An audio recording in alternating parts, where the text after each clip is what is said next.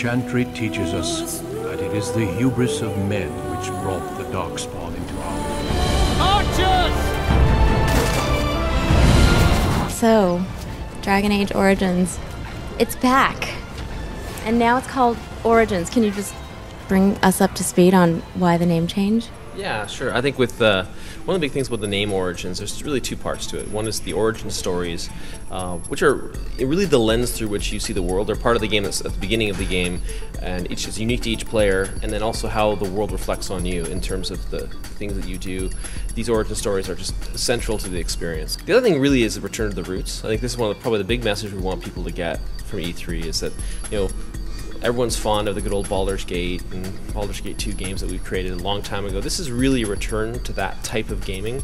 I'm assuming that because of the level of customization that you guys have talked about already, that's why the dialogue, it doesn't work the way that it does in, say, Mass Effect, where your character's dialogue is all voiced. Yeah, it's an interesting issue because there are so many choices that you have in dialogue. It's actually, they even depend. Like we actually are very dynamic with the dialogue choices depending on your origin story and who you are and stuff. So, and secondarily, there's also a lot more variety in who you can be in the game in terms of male, female, and other races and stuff. We'll give the details on that stuff. But again, when you start multiplying that out, you start going, that's almost impossible to kind of calculate out. But that must have been a hard decision, having come off of Mass Effect, which did that so well and really created this cinematic, interactive experience. It was definitely a big decision where we sat back and made the choice, in the sense that, we actually went through a whole big process involving ton of people at the studio, not just like a couple folks in Dragon Age, but everyone in the management team and a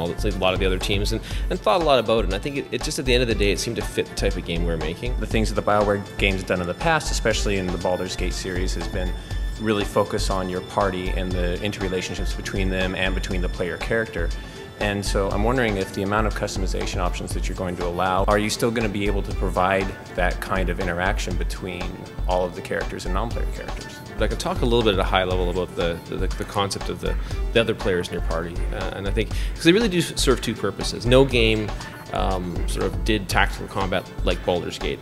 I think, and even to this very day, it's still kind of like the pinnacle from our perspective of like the complicated chess match of wizard, like the spells going off and the traps and just everything to try and like manage that. The other thing that's the really key thing that you noted is the value of other characters is they are like the mirror to the world. Like, I think there's a few comments they make even during the demo that are just kind of funny and entertaining, and they're just there to liven things up. And I think secondarily though, they do provide companionship, and I think that's actually some of the most important thing that probably the most important thing that we found them to do, because it just reflects the story, it makes the story more real. Otherwise, it's hard for you to really feel like you're part of the world. But when you got these people that are literally traveling with you, yeah, it adds a lot. So, how many characters can you have? I think we saw up to 4 in the demo. Yeah, so it's 4 at a time in your party. There's of course a pool you can choose from, and for us, part of it ended up being like just the graphic fidelity we wanted to have is like, it's a nice balance between like real good razzle dazzle effects with enough kind of chess pieces in a sense, to move and actually have meaningful tactical combat. So it wasn't dumbed down because of your experience building games for consoles in the past few years? No, it wasn't. I know that's been obviously a fear that people have had. Is like these bad console things have gotten into our head, and we're like ooh. But no, it was actually it's sort of a balance point. Like it's kind of like an ease of manageability. I think one of the challenges we had with Baldur's Gate, we had some pretty big battles, but we're trying to have like larger sets of enemies. Like that's one of the big things, and secondarily larger enemies themselves. So you saw the ogre and the impressive large creatures. So we're gonna actually be mixing it up a little more. So may I ask a somewhat rude question? I don't know if it's rude. I can't think of the right word. Another one? So I know you built a new engine, and I guess the question is that what's taking so long? Oh, that's a good question, one we've been very upfront with. What's taken so long is typically in BioWare's history, we kind of get started, announce the game, then show it at 4 E3s while we were developing it. This time we decided let's just announce it, then not show it for the next 4 E3s, and then show it when it's nearing completion. And secondarily, what happened was we actually had a bit of a perspective shift, not even a new one, but just said, hey, the good strategy for us, even while we're doing all these games, is kind of focus on one in the public eye at a time. So like it was the Mass Effect year for like the last year, right? It's Mass Effect, Mass Effect, Mass Effect. Now we're onto the Dragon Age year. The plan will work, Your Majesty. Of course it will. The Blight ends here. The RPG trend has seemed to be, except for BioWare, and well, to some degree BioWare as well, has been to simplify. Let's get rid of massive numbers of classes and race combinations. Even Dungeons & Dragons 4th edition, is a simplified version of Dungeons & Dragons from what we all remember growing up. So does Dragon Age, this return to its roots, is that the main reason, is you're trying to return to your roots, or are you just bucking the trend? How did that decision come about? I think it's at some level, often you're doing the right thing when you are bucking the trend, because eventually the trend gets tedious. That's the other thing that's interesting about PC gaming, is that I think PC gaming has typically a higher level of detail and a higher level of involvement. It's a little bit more of a relationship with the product. I mean, you look at things again like Sims. Look at I think what Spore is going to do. Spore is going to be huge because we're already 1.8 million creatures. That's just in a few weeks. I mean, I think that's actually the difference is where like a lot of console gaming, and hey, we make console games, but sometimes the relationship with the console game is a little more short, a little more focused on like that just piece of entertainment, whereas PC is a longer term thing.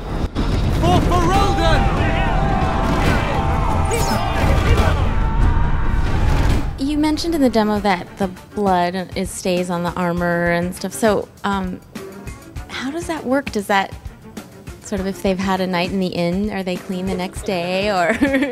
Yeah, I think it's probably like it's not quite to the point where like the rain will wash it off, but I think it's simply how many things are you killing in a certain period of time is the density.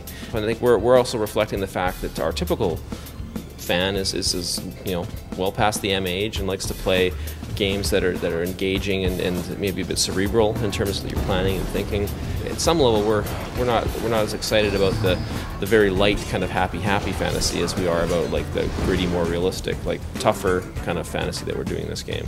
Speaking of your M audience, how far would you guys be willing to take the romantic relationships that you guys have sort of pioneered in gaming? It's not the kind of thing that most other developers even think to put in their games. In many ways, the relationships within your party, which really do try and reflect realistic relationships.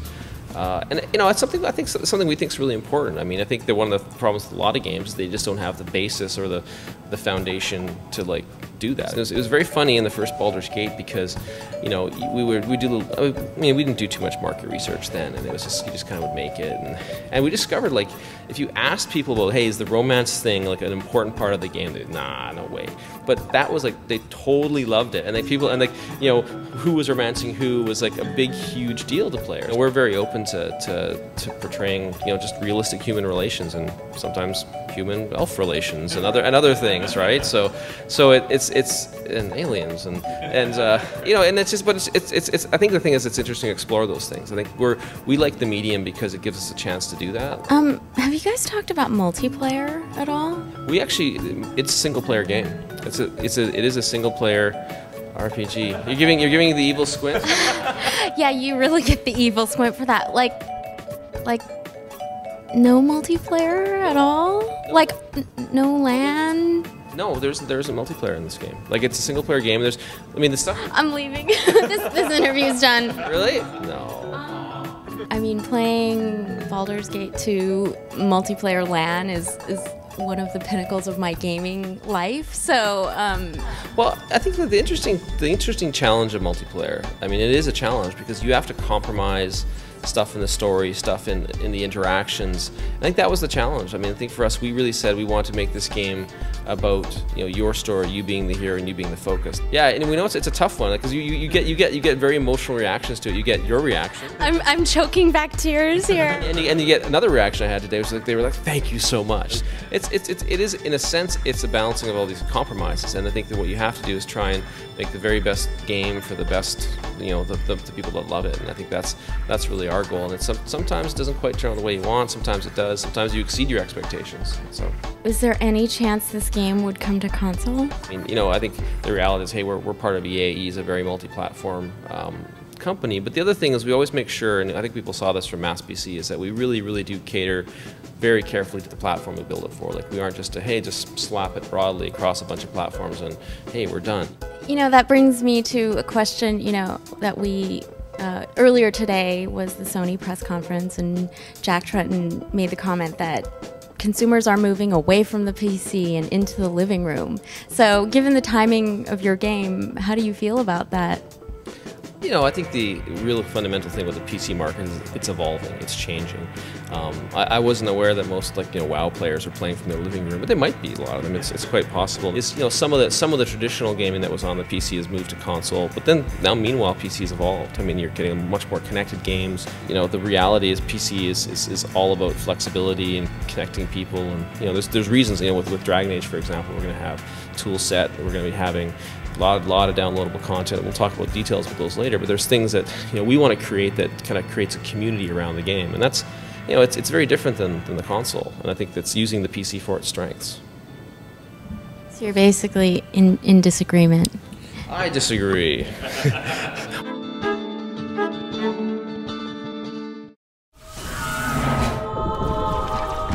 Loss after loss. Made what was going to be a quick and decisive win into 5 years of hell. The 5 Long Years trailer. It's just the tip of the iceberg for the Halo Wars story. It's kind of an ensemble cast. Befits an RTS game versus the more single character cast of a first-person shooter.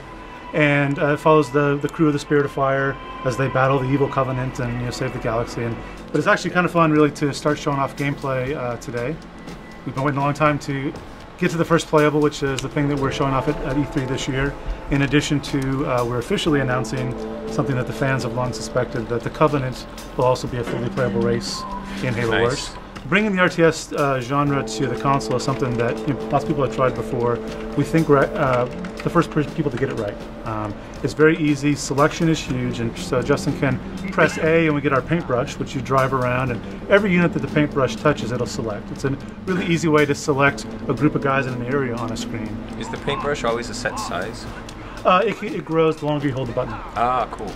As we scroll over the base here, though, you can see one of the hallmarks of ensemble games is the detailed animations, and the bases are a huge part in Halo Wars. The fiction that we have for our stories, the Spirit of Fire, this UNSC repurposed colony ship, is flying overhead, and they supply you with a lot of the initial things to get your base started. But this is the top of the base. Most of it's actually underground, and you can see that effect as Justin goes over one of the building sites here. And again, we press A to simply select it. And as we move around the circle menu here, which we'll talk about a little bit more detail later, we're just using the left analog stick just to move around this. It's very simple. And we'll actually kick off a barracks here, and you can watch that build. It's quickly constructed down below, and then sort of aircraft carrier style, it comes up from the depths here. And it's actually one of the more impressive animation things we've just gotten in the game recently, actually. If you lose your base, you're out of the game, so you really don't want to lose that. There are lots of ways to take other bases, and the game really gets fast and frenetic in a good adrenaline way once you get 2 or 3 bases. The circle menu, we think, is probably the single most important user interface in the game. We've actually restricted ourselves from having too many things in the game to avoid overpopulating the circle menu. If Justin pulls up maybe the command center circle menu, you can see that there's really spots for 8 things on here. And as a designer, that doesn't sound like a lot until you actually figure out all the stuff you want to cram in there. And we've actually had to get pretty inventive, and we've lost several units and some secondary features that just couldn't find a spot on the UI.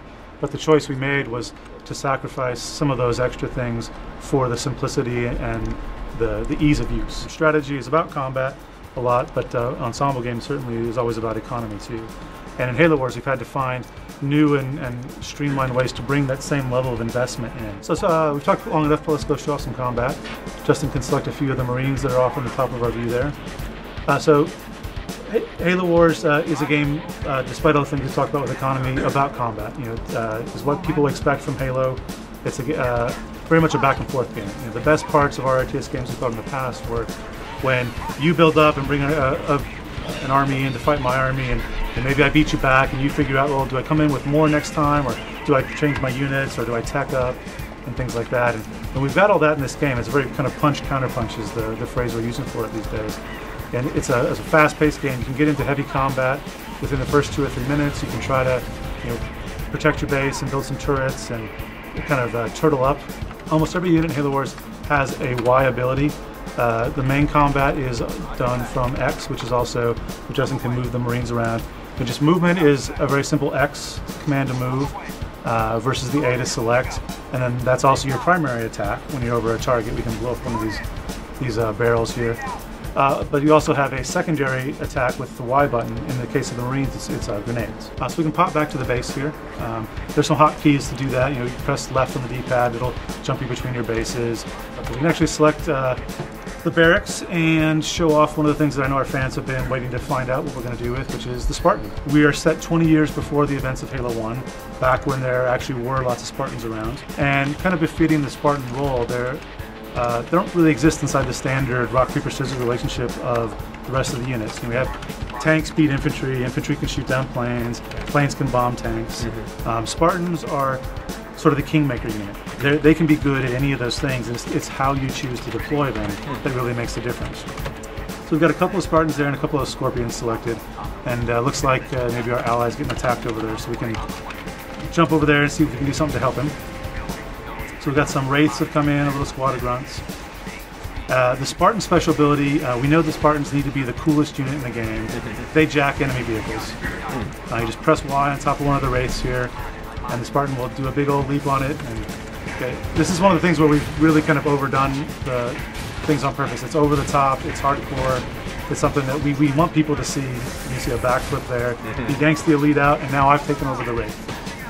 So now my enemy is pretty sad. He's lost his Wraith, but he's also, I've got one too. And the cool thing about this is it lets you go over pop and things like that. So if you're a hardcore guy, you know what that means, how huge of an advantage that can be. There's a larger force coming over here. You can see some of the canonical Covenant units you would expect. Grunts and Hunters. Hunters are great at killing vehicles, just like people would expect from the Halo franchise. Wraiths are pretty good, but they don't quite stand up to a Scorpion. The Wraiths have a cool plasma burn special ability though. The Covenant Grunts have things like sticky grenades, all the things that the fans would expect. But again, kind of in the primary, secondary nature that we've characterized everything. So this is kind of a big force here. Maybe we can call in one of the carpet bombs from our Spirit of Fire. So again, pulling up the simple circle menu, Justin can press A to anchor it, and then you drag the analog stick around to decide which direction you want your carpet bomb in. Some hardcore death and destruction there. Caught a few friendlies in that one, so you don't want to do that too often. But that really kind of capsulizes Halo Wars in a nutshell. We can do maybe a Mac blast on this other group coming in. And so these are powers that you're asking the Spirit of Fire to call down for you. It's kind of, Mac is sort of like a sniper rifle, whereas the carpet bomb is more like a grenade. So they have different strategic uses and things like that. So we have the units are all on the right side, and the upgrades are all on the left side. The Marines have one of the coolest upgrades. They can turn their grenades into rocket-propelled grenades. Spartans have also many of the Arnold-like upgrades that you expect. They can go from the dual wheel to a chain gun, and then eventually even the Spartan laser. So the bonuses that the Spartans confer upon the units they get in ties to the unit's level. It's a little bit hardcore, but each unit has a level that's the summation of his veterancy and his upgrades. And so the Spartan then confers that upgrade, or that level, onto the unit he gets into. So if you have a level 5 Scorpion and you put a level 6 Spartan in it, now you have the level 11 Scorpion. If you don't spend time managing your battle and deploying those troops on the right things, you're going to get your butt handed to you pretty quickly. But the abilities that are attached to each unit, it reminds me a lot of the kind of micromanagement that was introduced in Warcraft 3, where even if you had a somewhat inferior force, you had to micromanage your units, and you could still overcome somebody who wasn't really paying attention to their combat. So one of the things that we wanted to do was to bring dexterity to strategy games. This is actually the battle-torn, nuclear war, or winter-cleansed Harvest. So if you're familiar with the lore and the canon, the Harvest is the farm world for the UNSC, and it was one of actually where the first contact with the Covenant was, and they cleansed the crap out of it and blew it all up. And so this is sort of after nuclear winter has set in. And so Justin's just built an elephant, which if you've played Halo 3, that's a nod to that. Size-wise, ours is a little bit different in size just for scale, but the elephant is Captain Cutter's unique unit, and it's kind of a mobile barracks. It can deploy itself here, and then we can train Marines and Spartans and Flame Marines out of it. Can you use the sniper tower? Yeah, actually Justin can pop in that. And so the sniper towers give them a huge combat advantage. So we downed that elite in no time flat once we're up there. So like a strategy game, gamer would expect, there are lots of ways to invest in areas around the map. We didn't exactly specifically mention it yet, but there is a single resource in Halo Wars called supplies.